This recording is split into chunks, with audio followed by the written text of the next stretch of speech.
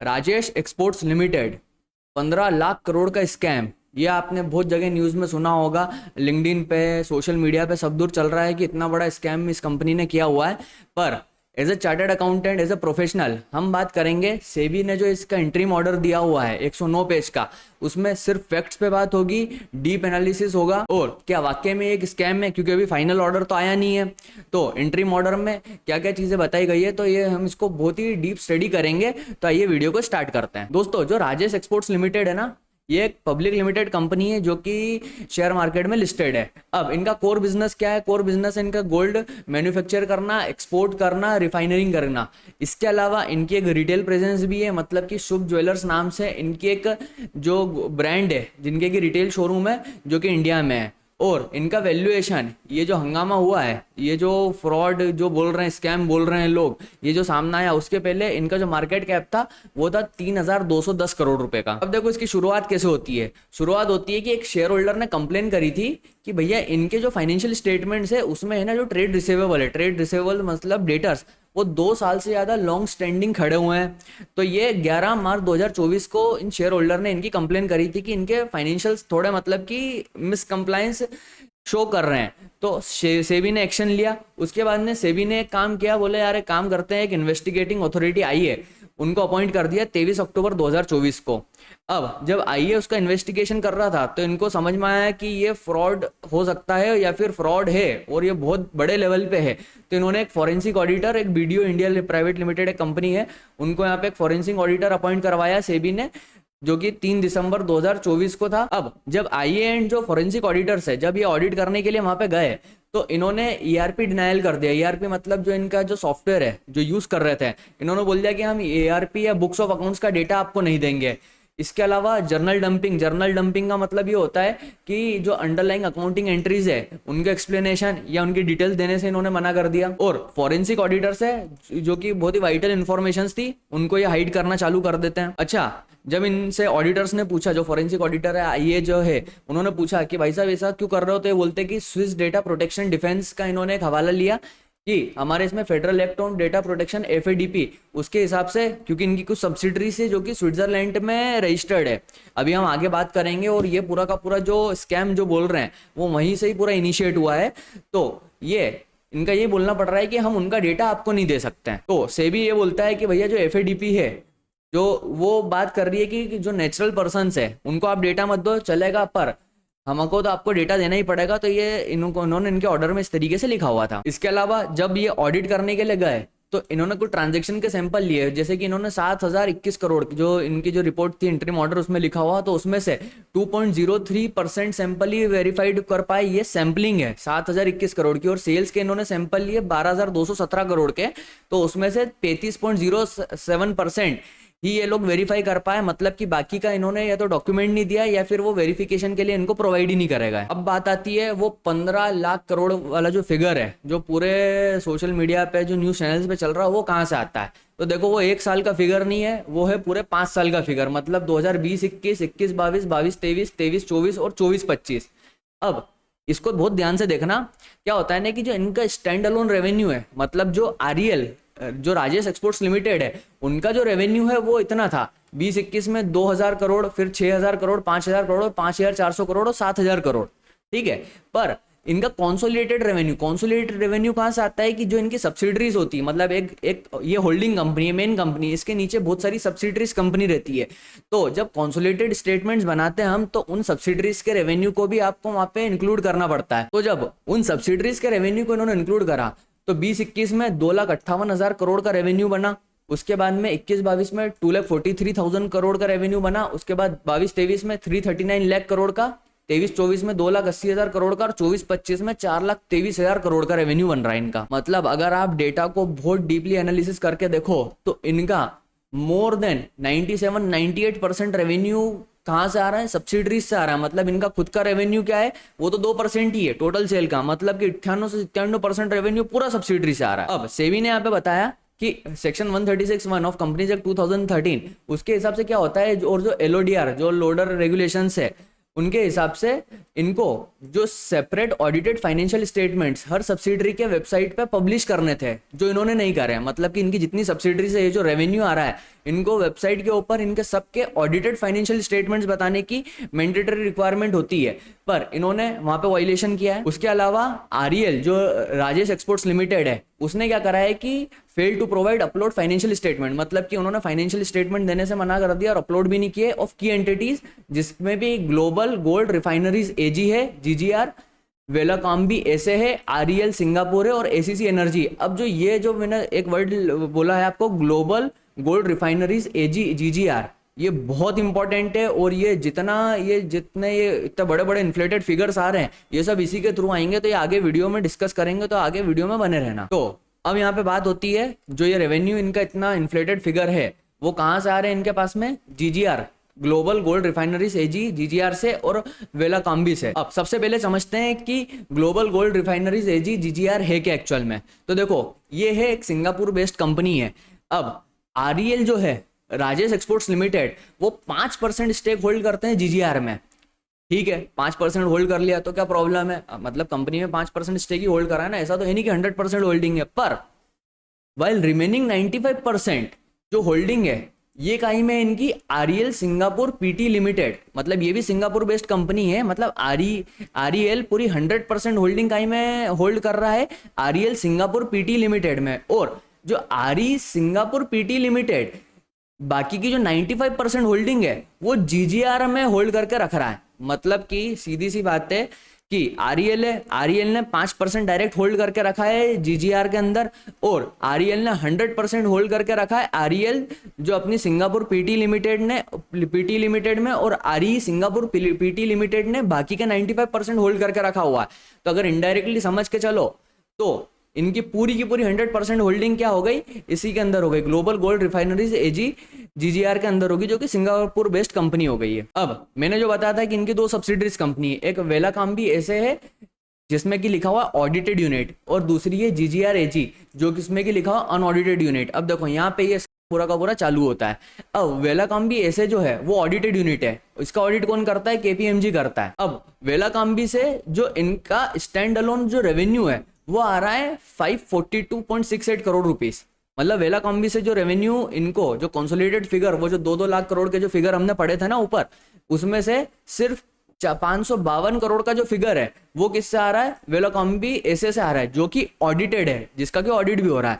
अब बात आती है जीजीआर एजी की, जो कि अनऑडिटेड कंपनी है, मतलब इसका कोई ऑडिट नहीं हो रहा है। और यहां से जो कंसोलिडेटेड रेवेन्यू है, जो कि अनऑडिटेड स्टेटमेंट से आ रहा है, वो आ रहा है 2,92,714 करोड़ रुपए का। मतलब कि यहां से जो फिगर आ रहा है, देखो वेलाकॉम्बी से जो फिगर आ रहा है वो 542 करोड़ का है, और जीजीआर से 2,92,171 करोड़ का फिगर की हम बात कर रहे हैं। मतलब 99.81% जो रेवेन्यू है वो कहां से आ रहा है? जीजीआर से आ रहा है, और बाकी का जो 0.19% रेवेन्यू है वो वेलाकॉम्बी से आ रहा है। अब इसके पीछे आरईएल जो राजेश एक्सपोर्ट लिमिटेड है, इनका डिफेंस क्या है? उनका ये बोलना पड़ रहा है कि REL claim that GGR recorded gross value of gold transaction with Valcambi only record processing fees. मतलब कि ये है कि जो भी ये ट्रांजेक्शन करते हैं, गोल्ड में काम कर रहे हैं, तो जो जीजीआर है वो पूरे ट्रांजेक्शन को रिकॉर्ड कर रहा है। मतलब कि जो इनकी गोल्ड की वैल्यू होती होगी उसको भी ये लोग रिकॉर्ड करते होंगे, पर जो वेलाकॉम्बी है वो केवल और केवल प्रोसेसिंग फीस को रिकॉर्ड करके चल रहा है। तो जब आप प्रोसेसिंग फीस को रिकॉर्ड करोगे तो रेवेन्यू कम है, और जब आप पूरे के पूरे ट्रांजेक्शन को रिकॉर्ड करके चलोगे तो रेवेन्यू कितना ज्यादा इन्फ्लेटेड हो गया। तो सेबी बोलता है, सेबी रिजेक्टेड, सेबी ने इस क्लेम को रिजेक्ट करा। Nothing that GGR has no operational capacity, कि भैया जीजीआर के पास में कोई ऑपरेशनल कैपेसिटी नहीं है टू ओन और trade gold independently, and such treatment was commercially implausible and unsupported by records. तो यहाँ पे सेबी ने सीधे सीधे खारिज कर दिया है कि ये चीज सरासर गलत है, कि इसका कोई मतलब इंडिपेंडेंटली ये गोल्ड ट्रेड नहीं कर रहा है। तो ये पूरा का पूरा रेवेन्यू किस तरीके से बुक कर रहा है? इसको भी प्रोसेसिंग फीस ही बुक करनी चाहिए थी, जैसा कि वेलाकॉम्बी बुक कर रहा है। और अगर ये प्रोसेसिंग फीस बुक करते हैं तो ये 2,92,000 करोड़ का रेवेन्यू बुक नहीं होता। फिर इनका भी रेवेन्यू ये 500-800,000 जो भी एक फिगर होता, जो प्रोसेसिंग फीस का इनका पैसा होता, उतना रेवेन्यू बुक होता। तो इतना इन्फ्लेटेड फिगर थोड़ी ना दिखता, जो आप 15 लाख करोड़ का फिगर की हम बात कर रहे हैं, उतना इन्फ्लेटेड फिगर दिखता ही नहीं यहाँ पे। तो वही बात हो रही कि जीजीआर ने इन्फ्लेट करा है अनऑडिटेड फिगर, और दूसरी बात जीजीआर के अनऑडिटेड है। एक क्या होता है कि एक होता ऑडिटेड, वेलाकॉम्बी ऑडिटेड है, तो वहां पर उन्होंने प्रोसेसिंग फीस का रेवेन्यू का रिकॉग्निशन करवा दिया उनके ऑडिटर ने। अब जीजीआर तो अनऑडिटेड है। अभी ये बताऊंगा कि जीजीआर अनऑडिटेड क्यों है, ये आगे हम डिस्कस करेंगे। तो उसकी वजह से आपका जो फिगर आ रहा है 15,385 करोड़ रुपए का फिगर आपका यहाँ पे आ रहा है, जो कि आरईएल ने मिस रिप्रेजेंटेड किया है उनके टोटल कंसोलिडेटेड रेवेन्यू के अंदर। अब सबसे बड़ा क्वेश्चन यहाँ पे राइज हो रहा होगा कि जीजीआर का ऑडिट क्यों नहीं हुआ। अब ऑडिट क्यों नहीं हुआ तो वो अपने को यहाँ से पता चलता है कि जैसे वेलाकॉम है उसका ऑडिट कर दिया केपीएमजी ने, पर जीजीआर के जो कंसोलिडेटेड स्टेटमेंट्स है were never audited under Swiss law. तो स्विट्जरलैंड के कोई लॉ है जिनके अंदर की फाइनेंशियल स्टेटमेंट्स का ऑडिट नहीं होता है, ठीक है। Instead they were voluntarily prepare based on a subjective group accounting manual. उसके अलावा ये लोग क्या करते हैं, स्विट्जरलैंड के अंदर ग्रुप अकाउंटिंग मैनुअल के हिसाब से इनकी अकाउंटिंग करवाते हैं और उस हिसाब से फाइनेंशियल्स बनते हैं। मतलब कि ये जो फाइनेंशियल्स होते हैं ये अनऑडिटेड होते हैं। कोई चार्टर्ड अकाउंटेंट या सीपीए जो भी है वहां पे रहते हैं वो ऑडिट नहीं करते हैं इसका। इसके अलावा आरईएल की तरफ से क्या गलतियां हैं, आरईएल बोलता है, आरईएल की तरफ से is fail to upload GGR standalone financial statement to its website. एक तो ये वेबसाइट पे इन्होंने इनके फाइनेंशियल स्टेटमेंट्स है वो अपलोड नहीं करे, जो कि वायलेट करता है section 136(1) of Indian companies act to hide internal Swiss bank balance from public scrutiny.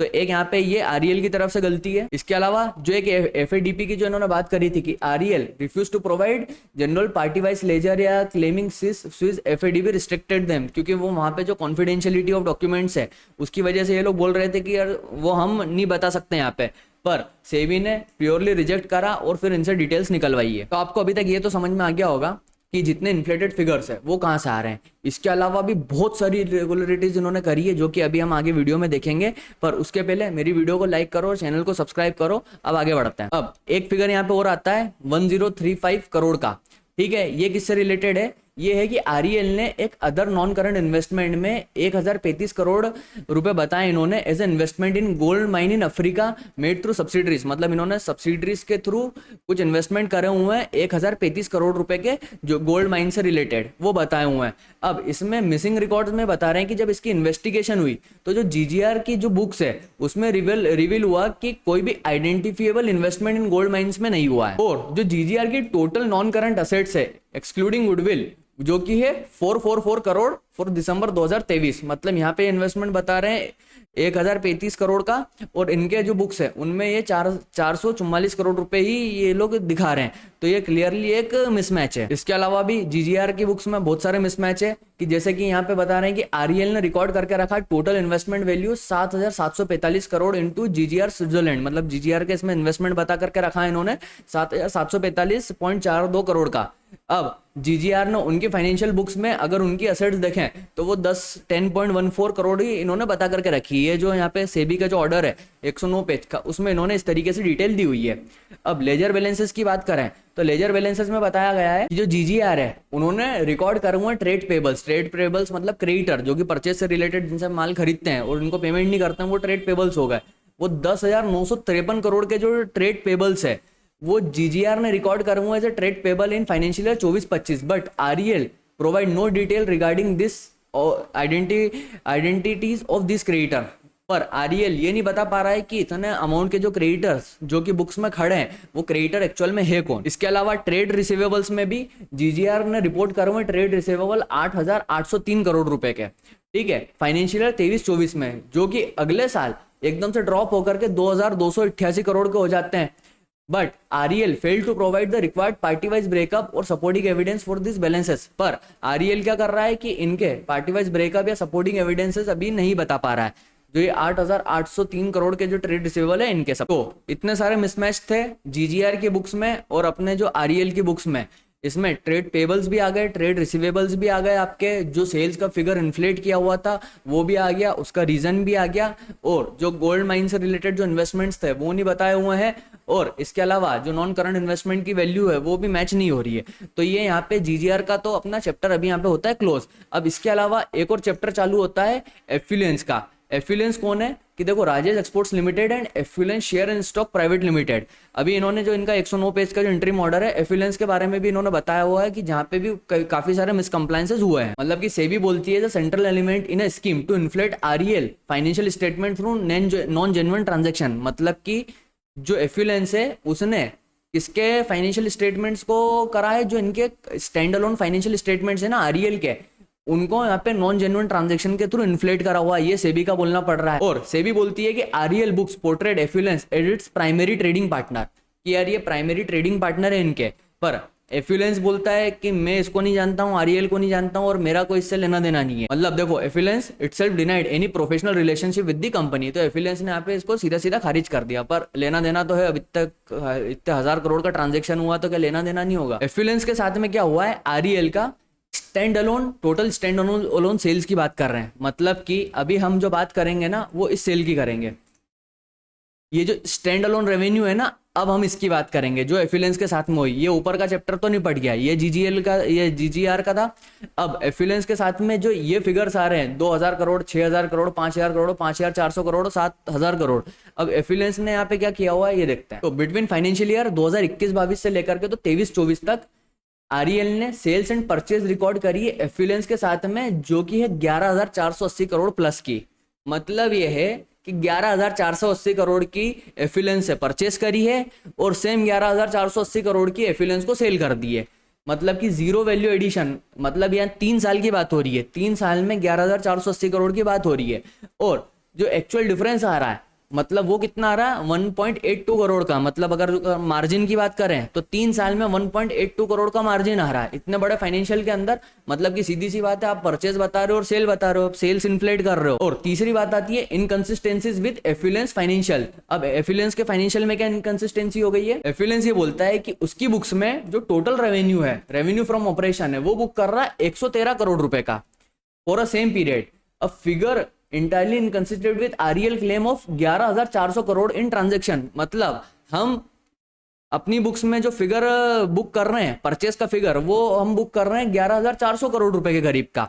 और एफिलेंस वहीं पे अपनी बुक्स में सेल बता रहा है, और वो कितनी बता रहा है 113 करोड़। मतलब एफिलेंस बता रहा है सेल 113 करोड़ की, और इनकी परचेज में जो परचेज बुक कर रहे हैं आरईएल वाले, वो कर रहे हैं 11400 करोड़ की। और ये इन्होंने इनके जीएसटीआर 2A 2B और जो इनके बैंक स्टेटमेंट्स है, यहाँ पे डिटेल में जब आप पढ़ोगे 109 पेज, अगर आपको इसमें इंटरेस्ट बन रहा है तो उसको पूरा डिटेल में भी पढ़ना, तो वहाँ पे पता चलेगा कि जो जीएसटीआर 2 और बुक्स में इन्होंने पूरा का पूरा मैच करा था, और वहाँ पे बहुत सारी डिस्क्रिपेंसीज निकली थी। अब कुछ पर्सनल लेवल पे भी काम हुआ है यहाँ पे। अब पर्सनल लेवल पे क्या जो भी बोलेंगे कि जो राजेश मेहता है, उन्होंने एग्जीक्यूट करा है personal gold derivative trade over 102 trading days के लिए, जिसमें कि उन्होंने ट्रांसफर करे 7.45 crore to Mehta personal bank account to serve trade margin. मतलब आरईएल ने 7.5 करोड़ रुपए जो मेहता है उसके पर्सनल बैंक अकाउंट में उन्होंने ट्रांसफर करे, और उसके बाद में उनको लॉस हो गया 3.5 करोड़ का। तो जो रिमेनिंग बैलेंस था 3.9 करोड़ रुपए का, वो वापस से उन्होंने आरईएल को दे दिया। अब इसमें प्रॉब्लम क्या आ गई कि इसमें कोई बोर्ड या ऑडिट कमेटी की कोई अप्रूवल वगैरह कुछ भी नहीं ली गई।